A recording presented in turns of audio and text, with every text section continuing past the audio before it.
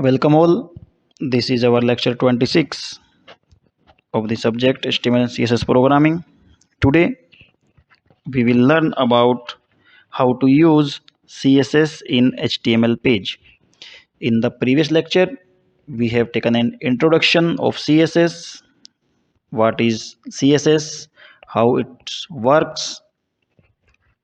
Okay, now we will learn how can we use these CSS syntax in our web page. So let's start.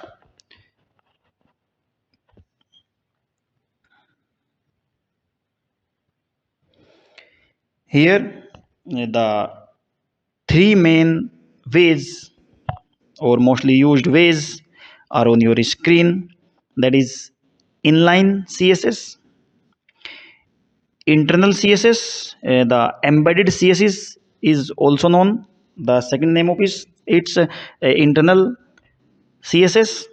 Another one is external CSS, and there is another way to import the CSS. But in real world, in real life, this way is not used. When we will learn about external CSS, I will told you about this import as well. Okay, here is a note that to add CSS to keep the style, the most common way we have is to use external CSS. It will save our most precious time and provide the facilities as well. So let's start with the our ways. As the first one, inline CSS. As the name suggests, inline. Inline means when you have to write your code, you can use this at that particular location.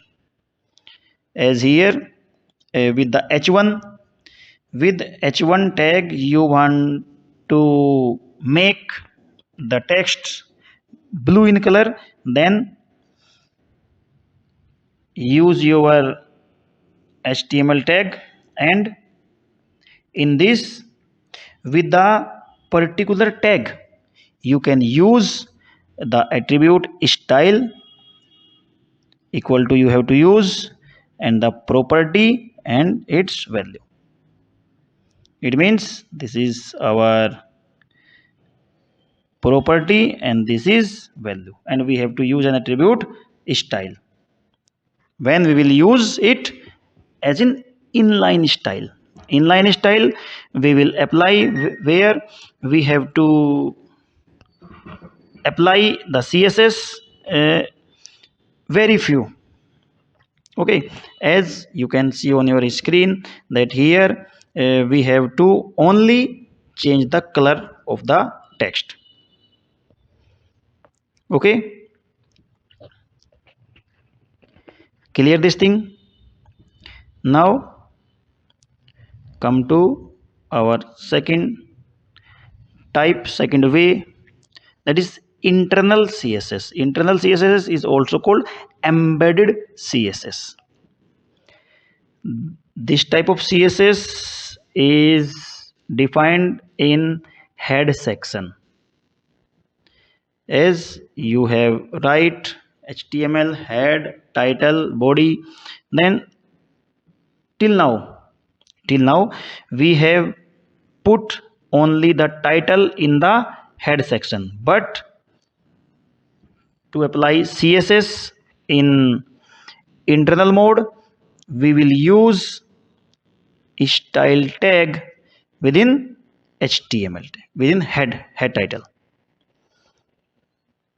Okay, and all these properties, all these effects will be declared globally, and as you have changed the property of any tag, that if you have changed the property of h1, then in body, in body tag, how many times when you will use h1 this property will apply. You have not needed to use the code again and again. This property will apply to whole of the page. Okay, let's check the example. You can use or you can apply these particular programs given to you by yourself also. Here html head, you all know, and we have used style open and style close tags. Okay, here we want to change the property of body h1 tag and p tag. The background color property, background color will be green, color will be blue in h1 and color will be red in the p section. Okay, again the process will be same, body h1 p. Now if we use h1 again and write something, then we have not required we are not required to put this property again. Here this property is automatically fetched from here. Clear? How many times you will use h1 and p in your programming, these properties will directly fetched from here. Okay, this is the main advantage of css, that declare once and use again and again. Clear this thing? You can try it by yourself.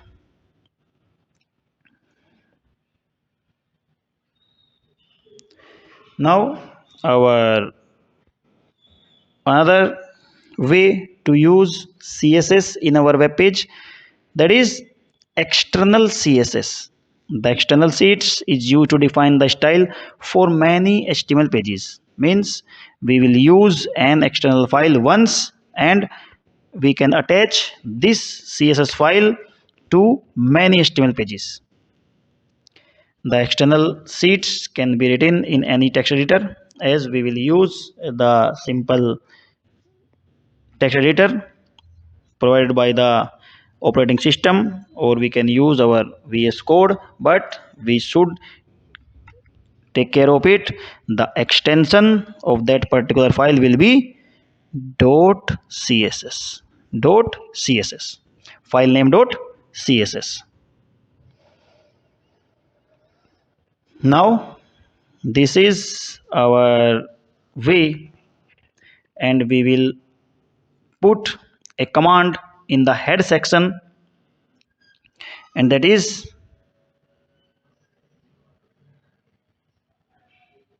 this command, link rel for relation, style sheet, href attribute, and this is our file name.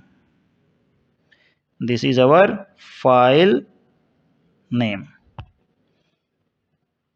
Okay, so again look at on this, we have to write link rel for relation equal to style sheet in inverted commas, href for reference equal to the file name, that particular file name that you have created earlier. Okay, head close body, and you can use this. It means the changes, and we will look at this in this file also, when we will use, as look at this program, we have start this particular program from html.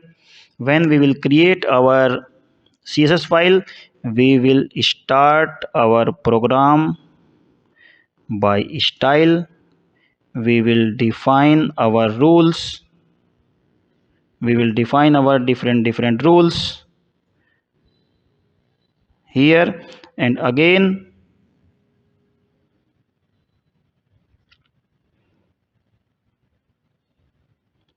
close the style tag. This will be our external file.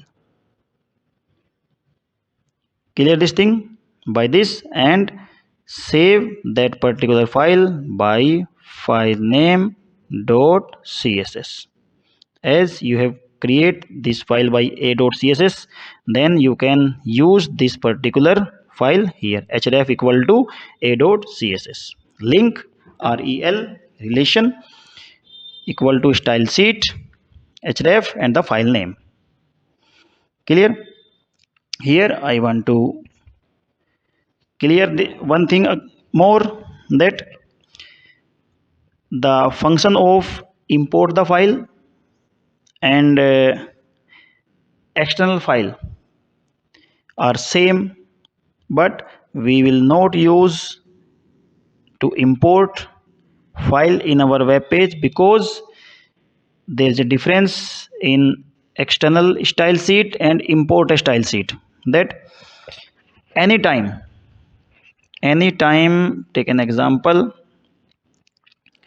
we have a style that is p is color red. Clear? And you have put this in our external file and use this external file relation link, and after some time, after linking this file to your page, you have changed this color name by green, or we can say if you have make any change in the file after linking, then in external sheet this will reflect automatically. This will reflect automatically, the text will be green from red. But if you have used the import option, then this will not provide the facility to fetch these changes automatically. This is the only difference between import and external style sheet. Okay, so now you will come to know then why we will not use the import. So this is all done in your lecture. Whatever programs I have show you in this lecture, try it by yourself. Okay, prepare. Yeah, oh, and I know you all have some programs in your system, in your PCs. You can directly put these values with that particular web pages. Okay,